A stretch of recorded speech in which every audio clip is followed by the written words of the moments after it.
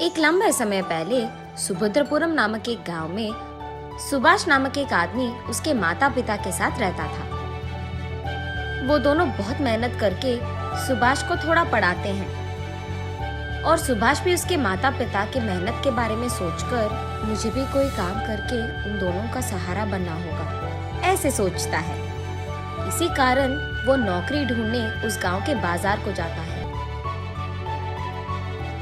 ऐसे वो 2 दिन मार्केट में जान पहचान के लोगों को काम के लिए पूछता है, लेकिन सभी ना ही कहते हैं। तब वो आखिर में प्याज की व्यापार कर रहे एक बूढ़े आदमी से काम के लिए पूछता है, क्यों दादा, मुझे तुम्हारे दुकान में कोई काम मिलेगा क्या?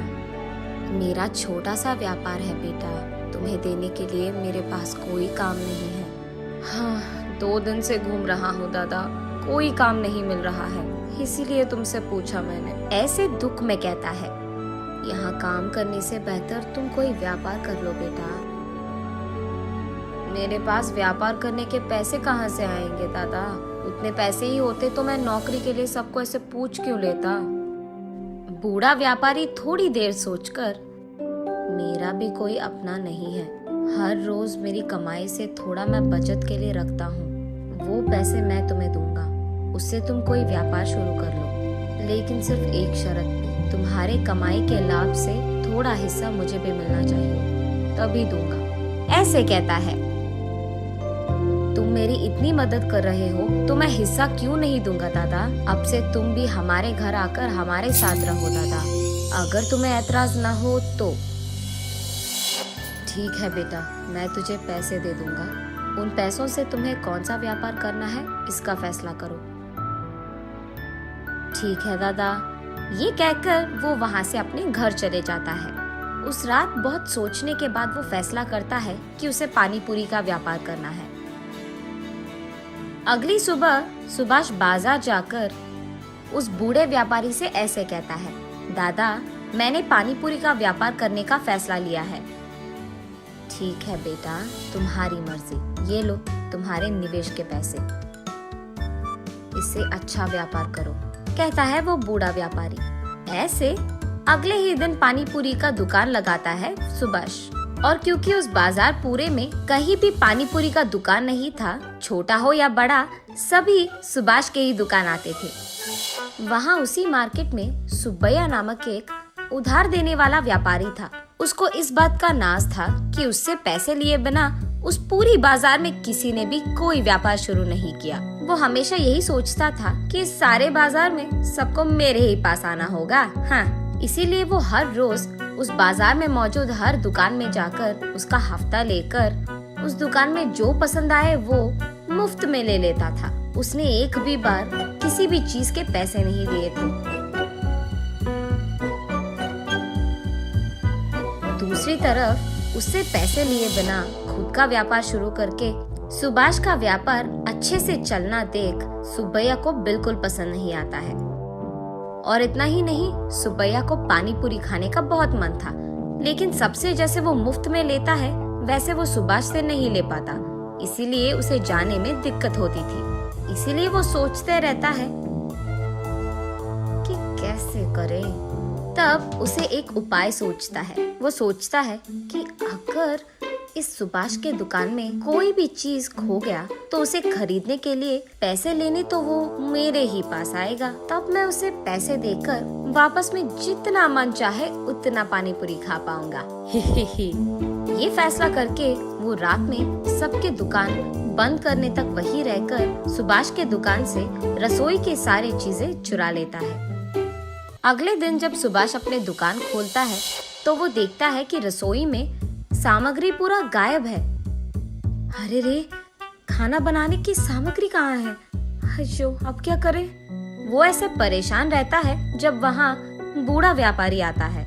बात जानकर, हाँ, अब चिंता करके कोई फायदा नहीं बेटा, पहले ये सोचो कि सामग्री कहाँ से लाया जाए, ऐसे कहते हैं। व्यापार शुरू करके कुछ ही दिन हुए हैं दादा, इसीलिए मैंने कोई पैसे नहीं बचाए, अब क्या करूँ मैं? ठीक तभी सुब्बैया वहाँ पहुँचकर कहता है, हाँ, इतनी सी बात, अब जो गया वो गया, उसके लिए अब चिंता की क्या जरूरत है? वो सामग्री खरीदने के पैसे मैं दे दूंगा, बस जल्दी अपना काम शुरू कर लो, ऐसे कहता है। सुब्बैया के बारे में जाने बिना सुभाष उस बूढ़े व्यापारी के कहने से पहले ही, बहुत धन्यवाद साहब, सही समय पर मेरी सहायता कर रहे हैं आप, ऐसे कहता है। फिर सुब्बैया सुभाष को पैसे देके वहाँ से चले जाता है। ये क्या है बेटा, आगे पीछे सोचे बिना तुमने बस सुबह से पैसे ले लिया। क्या हुआ दादा, मैंने क्या गलती कर दिया?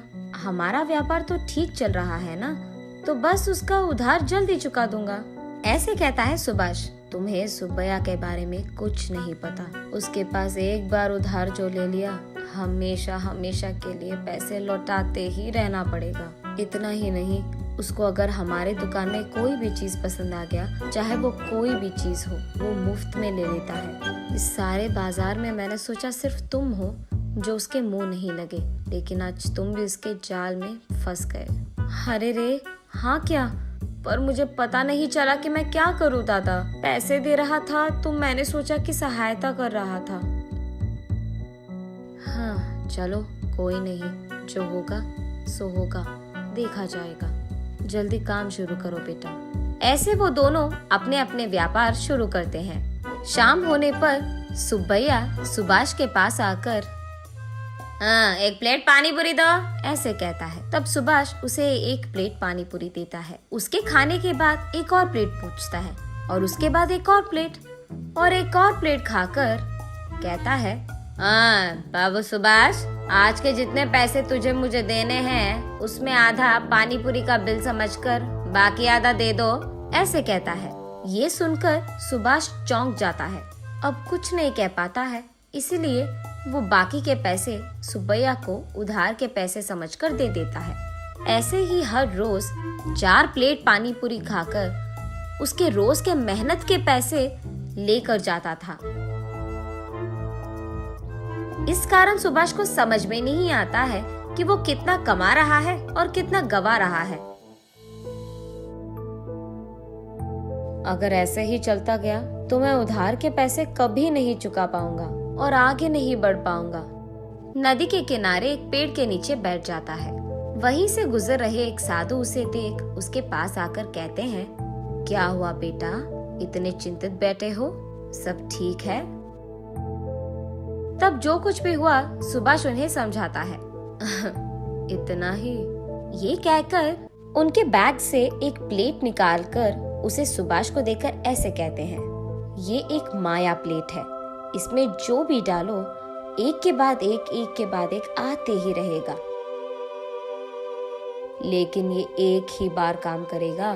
तुम अपने तेज दिमाग से इसका सही उपयोग करो और अपने आप अपने मुसीबत का हल ढूंढो, ऐसे कहते हैं। बहुत बहुत धन्यवाद स्वामी। ये कहकर वो दोनों वहाँ से अपने अपने रास्ते पकड़ते हैं। अगले दिन सुभाष हमेशा की तरह अपना दुकान चलाते रहता है। सुब्बैया वहाँ आकर हमेशा की तरह, हाँ सुभाष, एक प्लेट पानी पूरी दे दो बेटा, ऐसे कहता है। जी साहब, अभी दे दूंगा, लेकिन आज मैं एक शर्त लगाऊंगा, अगर आप मंजूर है तो ही दूंगा। अच्छा बताओ कौन सा शर्त है? प्लेट में मैं जितने पानी पूरी देता हूँ उतना आपको छोड़े बिना पूरा खाना होगा। अगर आप खा पाए तो मैं हर रोज आपको दुगने हफ्ते के पैसे और दुगना पानी पूरी दूंगा, और अगर आप नहीं खत्म कर पाए तो मेरे से ही नहीं, इस बाजार में किसी से भी आप मुफ्त की कोई चीज नहीं लोगे। मंजूर है? सुब्बैया थोड़ा सोचकर, हैं इतनी सी बात, एक प्लेट में कितने ही पानी पूरी रहेंगे? ज्यादा से ज्यादा 10 ही रहेंगे, खा के प्लेट फेंक भी दूंगा। हैं ठीक है सुभाष, मुझे ये शर्त मंजूर है, दो वो पानी पूरी का प्लेट। ये लो साहब, ये खाओ, ये कह के वो प्लेट देता है। सुब्बैया जितना भी खाए उस प्लेट में पानी पूरी खत्म ही नहीं हो रहा है। सारे पानी पूरी वही के वही रह जाते हैं। ऐसे 1 घंटा बहुत मेहनत करके खाने के बाद भी पानी पूरी के प्लेट में सारे पानी पूरी वैसे के वैसे ही रहते हैं। मैं थक गया, मैं हार